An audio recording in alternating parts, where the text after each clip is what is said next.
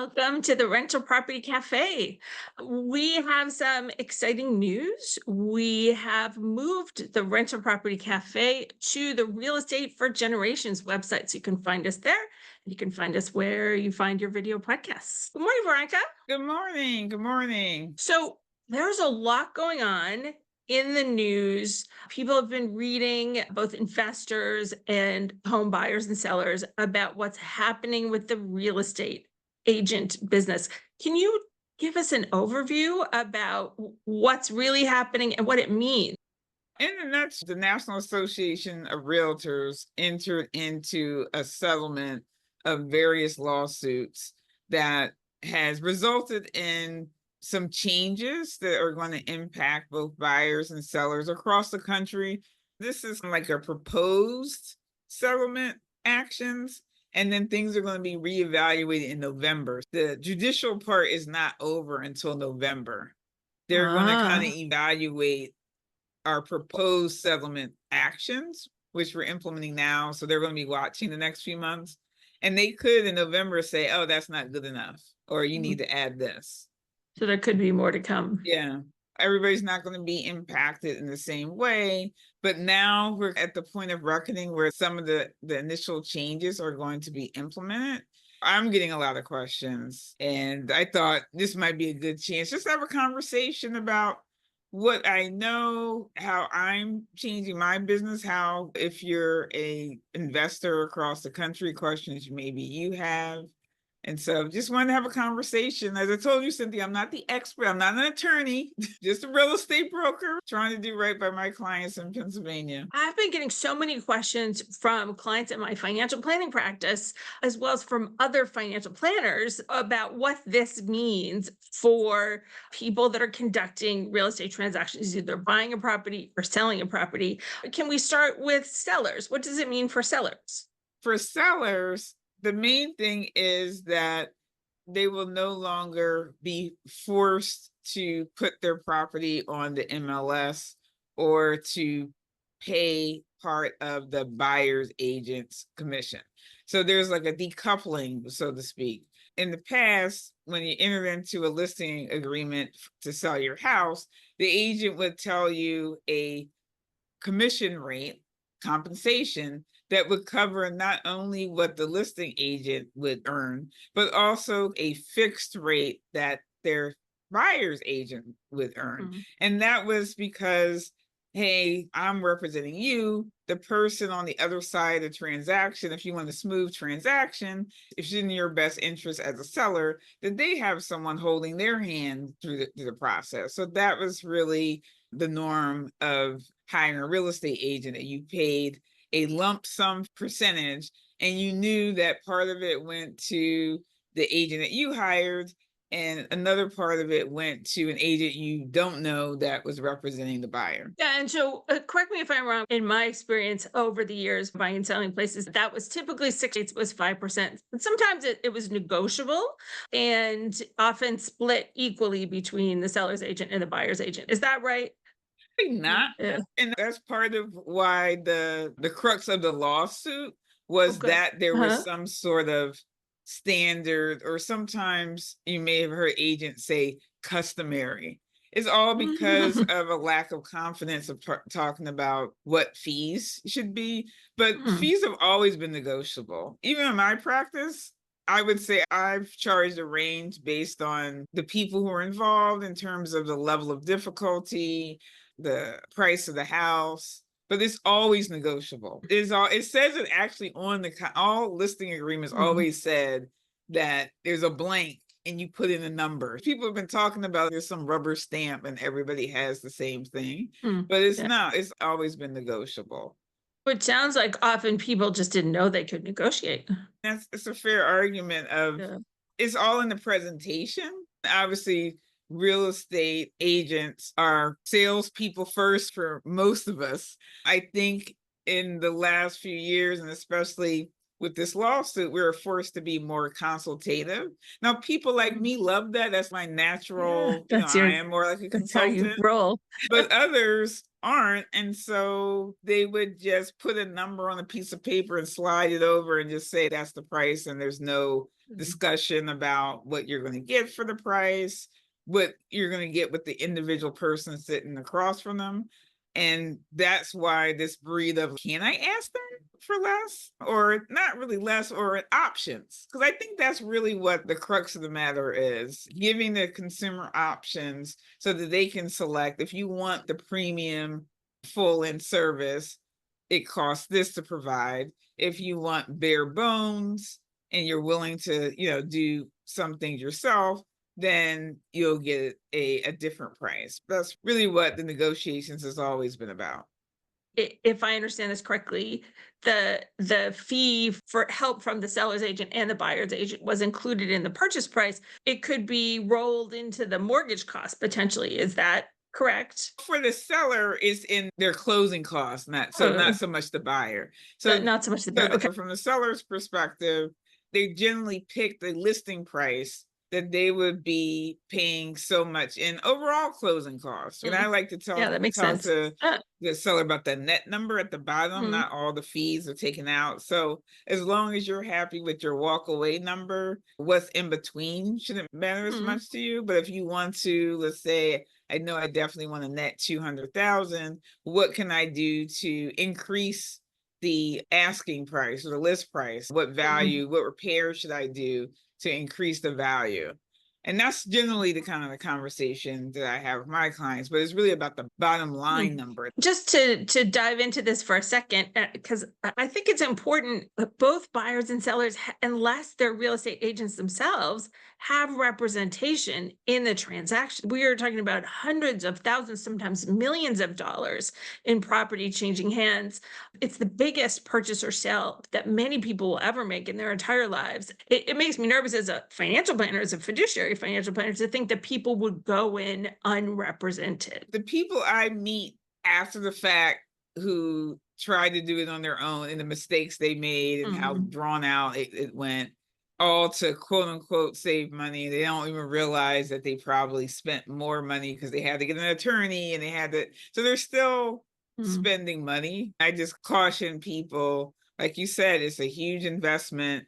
If you had the chance to make sure it's done right, what's the ROI on having that representation and just building mhm, it into your overall cost of the deal? And mhm, obviously, the overall cost of the deal has to make sense, mhm. but I think it's something that you should build in either way just to protect your interest. That makes sense. So the seller now is not paying the fees of the buyer's agent. Am I correct in interpreting this? Or they don't have to pay the fees of the buyer's agent? So the way it's explained is that the fee is decoupled as far as calling Mhm, it outright compensation. The seller has the right to say, I'm going to pay my agent this, and mhm, then you can offer concessions to the buyer to cover their closing costs more broadly. So it's mhm, pretty typical that sellers are used to, like, I'm going to give back 6% in closing costs, mhm, right? So they understand that. So that now they're trying to help to the buyer in terms of covering the buyer's compensation as another seller's concession, but separate from what would be in the mortgage limits of other okay. closing costs or repairs and that kind of stuff. So what, and I'll speak for in Pennsylvania, and all the states have adopted how to interpret this ruling differently, but in Pennsylvania, Mhm, there's going to be a line for other concessions. And then the mhm, buyer can choose to use that money to cover the cost for their buyer's mhm, agent.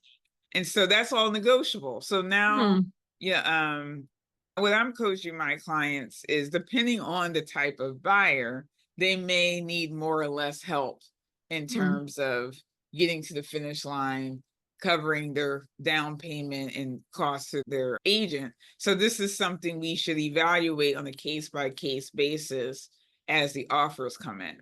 I think in practice, the sellers are still going to be covering or helping their buyers pay for their agents, which they've always been. Are they paying their listing agent who is sharing the compensation with the buyer's agent? Now they're offering that concession directly to Mm. the seller And along with any other concessions. come back to the buyer's agent, it would be a line item in their closing costs. Yeah, in the day, it's always going to be a line item in the Yeah, closing okay. cost. So there's always a line. And I guess most of the time you go to the closings, the sellers are trying to look at the bottom line, and then they're looking at all the little subtractions Mm, from their proceeds. Even today, there's always been, there's separate lines. mm, So you can see if you sold the property recently, how much you paid everyone. mm. It's coming out of your Yeah. side of the proceeds. The buyer's agent is paid at closing just like everybody else. Just to remind everybody, if you're in the middle of a transaction yourself, that what I think it's 3 days, Veronica, 3 or 4 days before the closing, the buyer gets a closing statement that kind of lists line by line all of the costs and the fees and the calculations in the transaction in a pretty clear way. The Consumer Financial Protection Board has a really good guide to how to read your closing statement if it's something that's confusing, but it's gotten a lot less opaque over time, in my opinion, a little easier for buyers and sellers to understand. What would you think about that? So technically, you should see an estimate of that long Mhm, before 3 days when you're presenting your offer. In Pennsylvania, you're required to do a mhm, buyer's closing costs sheet. This may not be mhm, true in all the states. I'm not sure. But in mhm, Pennsylvania, when you're putting an offer, the agent is supposed to, and if they don't, then you should ask for it. They're supposed to give you a kind of rundown of your estimated cash that you're bringing to closing. And at that point, and especially important now, and I guess we are talking a little bit about buyers. let's move to buyers. Yeah, the buyers, you would know at the time you're presenting an offer if you had to come out of pocket for any part of your agent's commission. Mm, And for some people, there's a lot of angst in the realtor community about that piece that they have to say, Mr. Buyer, since you hired me, you have to pay me. I'm not working for free. So now you have to upfront and backing up when we first sit down and or say mhm, agree to want to work with each other. Mr. Buyer, in exchange for working with you, I want X percent or I want X dollars. So I'm going to try to negotiate to get most of that paid for from the seller, but there is a chance, depending on what the seller is willing to offer, the value of the house, you may be on the hook for part of my compensation. mm. But I will let you know exactly what that is as we're putting the offer in, so it'll be full transparent. And if I understand this correctly, in that situation, would the buyer have to bring cash to closing to cover that component? It could not be included in the mortgage? Correct. Okay. Yeah, so it's not Mm, bundled in the mortgage. It's just another mm, closing cost. So right. pay insurance, you pay prepaid taxes. These commissions is just another Mm, closing cost. So it's mm, very overt, it's not hidden. And again, there's often admin fees that are paid for the buyer's agents now in my area. They're mm, already overtly paying like a $500 fee for a kind of contract to close, just like the appraisal. So it's just another, the mortgage lender has fees. So it's mm. just considered another fee item. Yeah. Okay. Is there any other way that this might impact the buyer of a property? The fact that they know upfront, this is the piece that for some buyers, this may not be a new thing. For my clients, I've been doing this for years of just overtly having a conversation of this is my fee and the exchange that I play. Mm. I'm used to doing that because I do that all the time. And you work with a lot of real estate investors Yeah. too. Being a real estate investor myself, I think just as a group, we're more likely to ask, right? And I think Yeah. to your point, I think it comes up from my practice more with investors Yeah. than traditional home buyers, because a Mm, lot of times investors may be buying a low price property, and I have to tell them like, if you make money, I make money. It's not mm. like you just make money and then I'm just out. So and it seems like very rational. Okay, Yeah. yeah, you're helping me make money. You deserve to get paid. It is definitely an easier conversation. Mhm. But I think one difference I maybe gloss over is a written agreement. Now, in order for true representation to take place, all buyers will be required to sign a buyer's agency agreement with the fee up front. Now they're saying before you show a person a property, you need to have them sign an agreement. I can send you alerts or houses. Mhm. That's not really representation. But as soon as we have a substantial counseling session, I'm showing you a Mm. property, then I'm acting on your behalf. Mm. We would need to have this agreement signed. And would that agreement then be for all properties for some period of time or just for the property that you went to go see? In my state, they're Mhm. offering two versions of the buyer's agency agreement, an exclusive one and then a Mhm. non-exclusive that specifies specific properties, specific geographic areas. You can have a buyer's agency agreement that's good for a week, just an outing of Mhm. showings. But the main thing is for an agent to offer services for a Mhm. property, they need to have this signed. And they're making it so that you potentially could not get paid if you don't have this document signed. From the beginning. Uh-huh. Yeah. As far as where this document is shown, and I guess again, this is August 13th at the time of recording. We'll see Uh, how this shakes out. But what they're saying is that you need to have written documentation that the buyer agreed to compensate you so much for your services. And with that not in place in writing, there's no workarounds where I'll just show you stuff. And if you like each other, we mhm. sign an agreement, or we have a handshake agreement, we're cool. Now, if it's not in writing, they're potentially not going to get paid at all for their work. Do you see that there are some kind of nascent fee model changes that might come up, like discount brokerages, or like in my profession, right, fee only or flat fee or subscription services? Do you see any evidence of changes in fee models beyond just how it's going to be split and allocated between buyers and sellers? Yeah, I know you asked me that Mm, before. I would say there's always been discount brokerages, so that's mm, nothing new under the sun. They just haven't been profitable and they've gone out of business. mm, So I would say, and there's a lot of murmurings of our commissions just going to be eroded. And there is definitely fee pressure, but I would mm, also say the profitability pressure on the industry. It's just pushing the people who don't have enough business or are not offering enough value out of the mm, business. Having massive discount is not necessarily good for the profession in terms of having a profitable small business. Now, does it mm, make sense to weed the people who are just not good agents, for lack of better words, and they're out the mm, business? That's probably a good thing, because if they're mm, not confident about talking about their services and they just get pushed out, that probably is a win for the industry. I think mm. there's always been various models. Why haven't some of them taken off more? I don't know. Even myself, I've been positioning for a while, like you can pay me a fixed fee rate, or we can do a consultant thing by the hour, and these are Mm, different buckets. And I mm. tell you, most people don't pick that. Most They people like pick the they're other. I have comfortable with the offered that traditional. because they have to pay me up front. That's the alternative.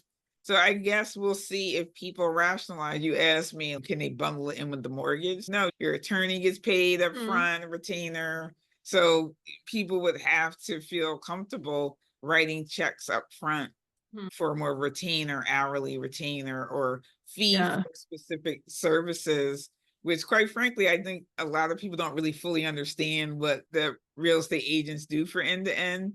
And which is probably another part of the reason why it's easier on the back end, because we do this 120 things and all you care about is you Somebody doesn't see close. that until they've gone through it. Yeah, Yeah. things, and we're like a few good men, like we're Mm. staying on the wall for you, and you don't know, just know it's done. You don't care. I mean, but Yeah. now I'm gonna have to tell you more about all these things I'm doing for you, and then especially if from billing and it's more overt, I'm doing this, I need to get paid. I'm doing this, Mm, I need to get paid. So I guess the watchers need to imagine, like, how would you feel comfortable around valuing that when you, in mm, reality, you have no idea how much time this stuff takes or the mm, skill level. I think there's a lot of stuff of the physical opening the door is not the value. My value is all the experiences of other transactions that I can impart wisdom to you so you don't make the same mistakes as other people mm. have. It's hard to put a number on that. It's been very interesting for me as a financial planner, seeing in financial services in the early 2000s, there were huge changes in how many financial advisors got paid. We thought at the time that it was going to be bigger change than it actually turned out to be. I'm a fee for service planner, and as a fee only planner, people pay directly, and we have an upfront fee with the monthly subscription. That works for my niche of real estate investors who are looking for real estate business coaching. But a lot of people, they just want it fees deducted from their investment accounts, which is called assets under management. And it's still quite popular as a fee model. Yeah, the other Yeah. thing that people may or may not have noticed subtly over the last few years is some brokers, and I'm saying brokers as the owner of the company, have gotten Mhm. into a lot of ancillary services. As the commission has gone down, all of a sudden there's more closing costs on the sheet that they get to earn from the Mhm. lender. They're the title company. Granted, it's providing value that maybe can be explained, but Mhm. that's what's happening. People are wanting to get more end to end. Even for myself, the reason I'm in property management is because it's like the full life cycle of the client. A lot of times, if you are in business across multiple buckets, then you can see the more the lifetime value of the client as opposed to just the upfront transaction. Mhm. I think that's where there's a little bit more negotiations when you're like more of a long-term client of someone. And Mhm. that might be especially for investors to think about if you treat each agent that you deal with just as a person helping you get one-off deal, they're less likely to be more flexible or holistic in the Mhm. negotiations. But if you're like their ongoing partner, of building your portfolio, I think that is really the best way to get the best overall deal. I completely agree with you. It's important as a consumer, it's important to understand fees that you're paying and to negotiate about them if that's appropriate. That's always good to be completely transparent about how much you're paying for stuff. That being said, if somebody's in a position, say a real estate investor is in a position of getting into these nickel and dime negotiations with their agent, it's probably not the right agent for them because you want your real estate agent to be a trusted partner in your real estate business that's helping you build and scale over time. Everybody should be comfortable with their role in the relationship and how they're going to get paid. I think it goes to picking the right agent, Mhm. not like anybody who can open the Yeah. door, but really ask them, what are you going to do for me? Mhm. I think just with the changes, I've modified my buyer consultation to break down even a little bit further around from Yeah. the strategy and the due Yeah. diligence, negotiations, and really breaking down a little bit more Mhm. what that means.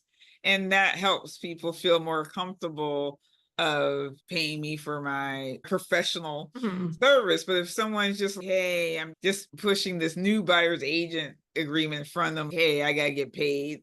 Well, what are you gonna do for me? I think it's fair, Yeah. especially an investor. What are you going to Mhm. do for me to help me buy the best deals? I want to loop back for a second to the MLS, the multiple listing service, because I know there's some changes happening in the Mid Atlantic, in the Northeast region or Northeast Mid Atlantic region a little earlier than expected. I think you told me. Can you tell us a little bit more about what's happening with the MLS? On August 14th, ahead of the August 17th Mhm. mandatory changes, so all offers of compensation are being removed. Now, this is something as a consumer you didn't see, but as the agent view, that was the big difference between the agent view and the consumer view is Mhm. these feels around compensation. And that's going to be for rentals as well as sales. So they're just going to pop them off, remove them from the MLS, and there's going to be a new field about this concession. So there's going to be different language. Even I'm getting more, if you notice, I'm using the word compensation more than commission because Mhm. that's really the language That's- of like a mhm. professional compensation versus Mhm. just this random commission that you're not sure what it's for. Mhm. That's what's going on in the Bright MLS. That's, as you mentioned, covering the Mid Atlantic. As I mentioned, the other MLSs across the country may be Mhm. handling it different, but the biggest thing is they'll be removed. So that means next week or starting at the end of the week, you see a listing and you talk to your agent about it. They're not really sure what the seller is going to be offered. So there's going to be a whole new process where before you submit an offer, the agent will have to Because people would call anyway. Do you have any offers? Okay, you don't have any offers. Is the seller, willing to give compensation off the top or not? And they could say, just put it in your offer. And that means that they may be open to a concession, but they're not going to give you a mandatory or flat fee. Mm, And it's up to us in the negotiation part of the offer that becomes something that we fight for to help get the seller to pay mm, part of the commission that you, Mr. Buyer, already agreed to when you signed that paperwork. But now we're finding out as a course of putting in offers how much they're going to pay. So a lot for real estate investors to digest. Any final guidance to investors who are listening about how they should be tracking these changes? I would say if you're working with an agent now, ask them if they're making any changes or how they think the impact of the changes will be to their business. We didn't talk overtly about it, but this dual agency, I get this mainly from investors who will call one of my listings and say, oh, you can keep both sides. That language is not going to be relevant anymore. Now, the listing agent could indeed collect additional compensation for representing both sides, but they would now have to enter into an agreement with you in terms of what if the Mr. Seller isn't willing, still Uh-huh. has to have put a number on a piece of paper in the buyer's Mhm. agreement, and it's the Mhm. same thing. So in my hand, just pick an agent that you want to build a relationship with. Make sure they can really support you fully to what you want to do, and then have really a full comfort and not have to worry about kind of doing it by yourself in Mm. terms of a dual agent situation. Honestly, I'm still figuring it out for myself as a person who has done dual agent. I think I've done it the right way of disclosing and everything. You'd be better off just building relationship with the person Mm. you want to do business with as a partner Mhm. and not be transactional with these listing agents. That would be my recommendation. Wonderful. Thank you for answering all my questions. I have so many questions. Clients have so many questions. Some of the news coverage has been helpful and some of it's been a little confusing. Thank you so much for making it clear and transparent for all of us. And we'll see you everybody next time on the Rental Property Cafe.